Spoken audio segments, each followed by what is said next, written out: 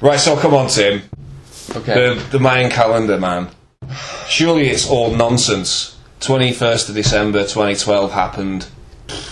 No, it came and went with little to no significance. There was no end of the world. So what's it all about, man? Have you just come out of your bunker? I've just come out of my bunker after destroying everything. Sorry, please forgive me, I love you. But the calendar, the date came and went because it wasn't the end of the world. Exactly, it would be the end of the world if you thought that, because it was the end of your world, because that's how this calendar works. You manifest your reality by projection.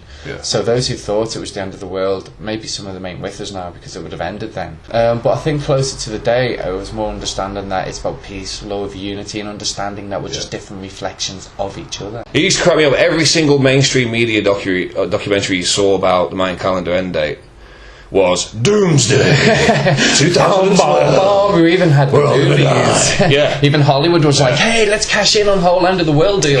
But specifically, we're talking really not the end of the world, not the mainstream propaganda, look, nothing happened, it must all be bollocks, you're all crazy conspiracy theories because you follow the Mayan calendar. Not that. But specifically, you've been looking at the Tzolkin. We found out something recently which for me is really exciting, and for me is what the 21st of December is really about. Because if the main one is this whole big date, then what do they expect us to use?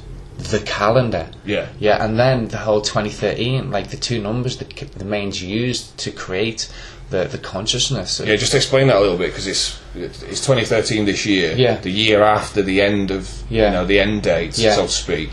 So we've got our date 2012, which is a Gregorian date, obviously. But the next year after the end date is 2013. Why are those numbers important? 20 fingers and toes, 20 sun signs. Each finger and toe aligned to a sun sign, which is a face of divine love, the divine sun. And then the 13 is the 13 main joints in the human body, 13 full moons a year, and 13 stages of growth. From seed to flower. So those are the 13. So we've got 20 and 13, which when you times them by each other, is 260, which is my days we spend in the womb, which is the Tzolkin, which is the patterns and cycles of unfolding consciousness. So it's a perfect year for it to come next after 2012, isn't it? This has to be the Rubik's Cube of the galaxy. I know it's a key, I know it opens doors, and I know that if you tune into this, the universe will just help you. People will say, hey, come on, it's just a calendar, and so what? But when you think about it, the calendar in any civilization is the centre of their consciousness, isn't it? Western society is based on a calendar. We have our calendar. You wake up in the morning and you go, it's 9 o'clock or whatever. It's 8:30 in the morning. It's Wednesday. Tuesday. Only 3 or 4 days to the weekend. So your whole measure of time is being manipulated by the calendar. Mondays are named after the moon. Tuesdays Tyr and Shu and Mars equivalent. Wednesdays Odin's Day. They're all named after gods. They've all got a so-called superstition that people would point to you for following that as having. But yet again, they're following something that is rooted in mythology. Absolutely. And the planets and astrology. So what gives? Is there anything else that you can see in this sort of immediate pattern? We came up, this is like, I think I was saying before, like what the whole 21st of December is all about, is finding the keys, because the calendar acts as a key into consciousness, and just the maps and cycles of intuitive consciousness that unfold each day, right?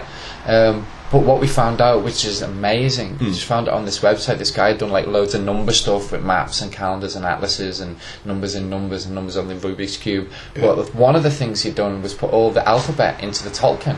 And it fitted like perfectly, 260 days, 26 letters in the alphabet. The alphabet goes in perfectly 10 times. But he'd just done that and then got on with the next one and done that and just left it.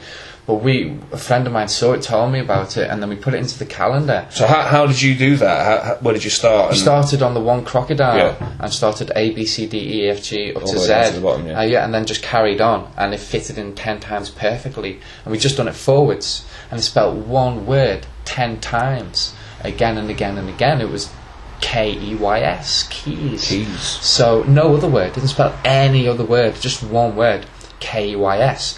This is a key key into consciousness, then of course there's going to be keys in there. I mean, it just so synchronized. It couldn't be anything other than the galaxy giving us like more information to help decode the calendar. I mean, this is for me what the 21st of December is all about. It's about getting this information and then getting it out there. And getting the calendar out there as well, because this promotes peace, love, unity, and prosperity for everyone.